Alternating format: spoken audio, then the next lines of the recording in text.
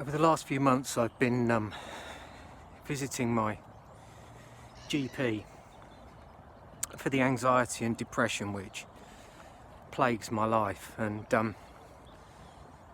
something which I never feel like I'm qualified to give advice, but the first GP I spoke to, and with absolutely no disrespect to this person, there was just a communication issue between the two of us. She's probably a fantastic doctor to some, but it just didn't work out with me and her. And I realised eventually that the issues that I needed to address and needed to be listened to on just weren't even being touched. And I found the process of going to see and in fact deal with my issues with this doctor were in fact contributing to my depression and anxiety.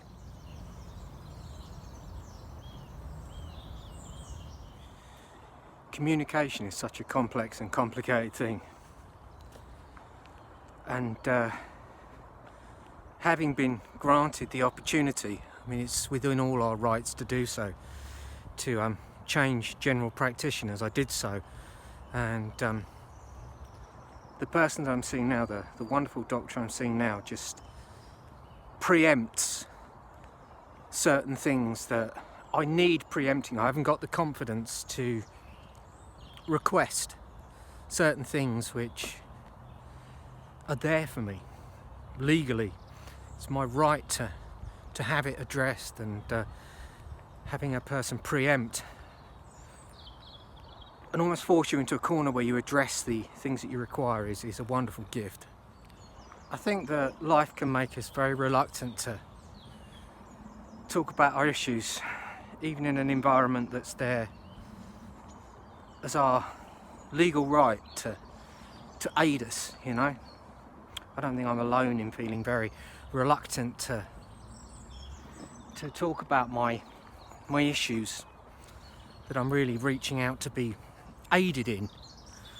You know, I think it's very common. I know that the feeling when I couldn't communicate with my first GP was I felt like I was trying to justify why I needed time to myself, why I needed to not be in the work environment at this present time.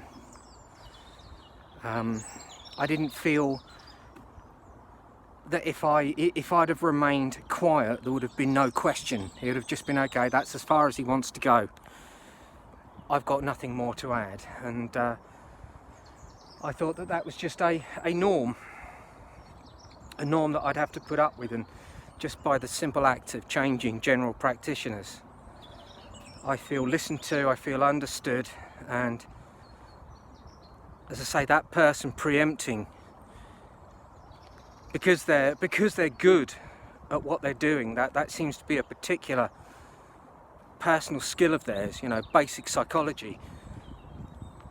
Listening to a person and reading between the lines, it's something which I would certainly aspire to encourage in myself and other people, is just to read between the lines in what people are saying when they're daring to enter into the murky world of their depression or anxiety or the multitude of issues that go on with us on a psychological level on a day-to-day basis. If you do need, and indeed are getting help for your issues, I know at least in England, if you're not feeling like you're being listened to, you can, and it's your right to do so, ask for a second opinion, a different doctor to speak to, and I would encourage all of you to do so. It feels very strange even bothering doing these videos. It's more habitual after 15 or so years of doing it, but I do feel a certain responsibility, because there have been some relationships that have formed since I started doing this in the mid part of the first decade of this century, and you formulate friendships, and it's important to not just turn your back on people just because times aren't so good. You know, there are far too many people who don't understand that this is a relationship that we formulate here. We choose to come onto a platform like YouTube in our ego and arrogance and say, here's my life and here's how it is, and people all too often think it's just okay to say, right, well, I'm not doing it anymore. No explanation, nothing. And I do feel, especially with having led people down a primrose path of talking about psychology and my own personal battles with my own personal demons over the years, that to just fall silent and not at least once every so often dip into this medium and say hello would be a real betrayal of what this was initially meant to be.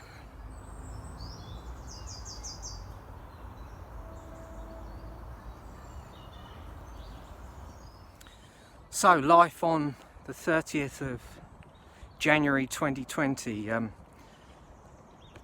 the domestic situation, which was so perfect when I first moved here, has had a few issues of late, none directed at me strangely, but nevertheless they have caused great anxiety within me. It doesn't take much at the moment, to be fair, and in the normal way, 6 months ago there was somebody in my life who I'd have just had absolute hysterics about some of the events that we've witnessed as a household, and it's being dealt with and it won't go on for much longer, but it has been the cause of friction and anxiety, to say the least.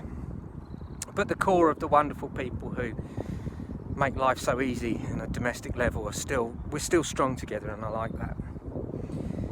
The events of the last 6 months have bonded us further in a way in which possibly makes us a tad hostile to anybody new coming along, but the situation that has transpired has been awkward, to say the least, and it's being dealt with, as I say. So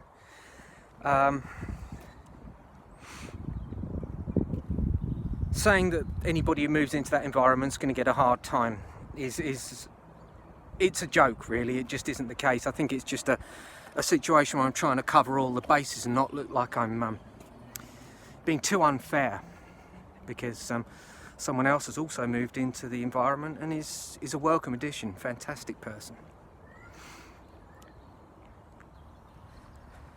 I could say, to be fair, that the problematic individual doesn't know anything of the events of the last 12 months that have befallen us in this particular household, but really, is there any excuse for just not listening and not wanting to fit in? No, there isn't. You know, it gets to a point where people are past their 30s. You've got to start understanding that cohesion is a very important thing. Compromise is a very important issue to understand fully, and it just hasn't been.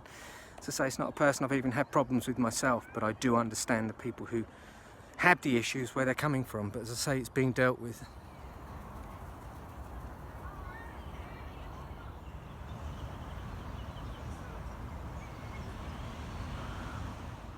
I'd like to go into all of this a hell of a lot more deeply than I can at present, but I can't, and that's just the way it is.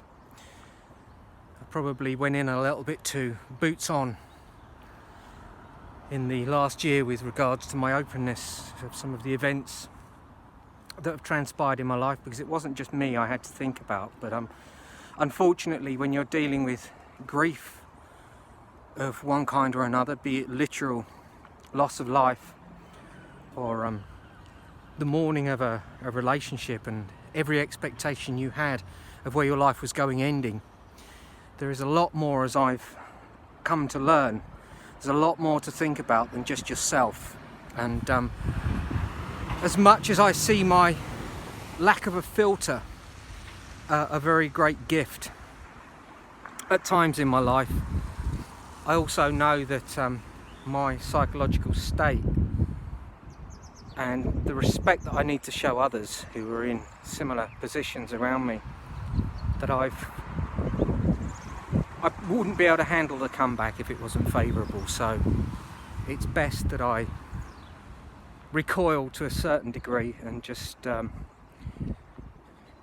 respectfully withdraw. It's ironic in the middle of a video of this length, but as I said earlier, to just turn my back on this 100% would be the wrong thing to do. I think that one thing that this last year has definitely taught me is the meaning of the word responsibility, that we have to take on board what we're doing and what we're saying and the consequences of it. And I know everybody who started a YouTube channel in 2005 thought that they were going to be the most popular person on earth and never have any comeback and negative feedback, but that just isn't the way it is, you know, and it shouldn't be that way. But I'm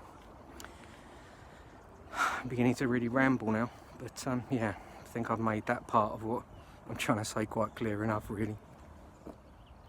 I think that one thing that's really plagued this medium of communication is insincere apologies, and here comes one, because it's very, very, very selfishly offered. I know that over this last 6 months I have possibly said things without thinking about other people's feelings, or very publicly shared thoughts and feelings about people that I probably shouldn't have done. My anxiety has fast forwarded a want to make an apology. It is sincere, but it is driven by self-preservation. I am sincerely sorry for anything I may have said or done that was inconsiderate of other people's feelings in a very, very difficult time. Anyway, nothing but love. God bless.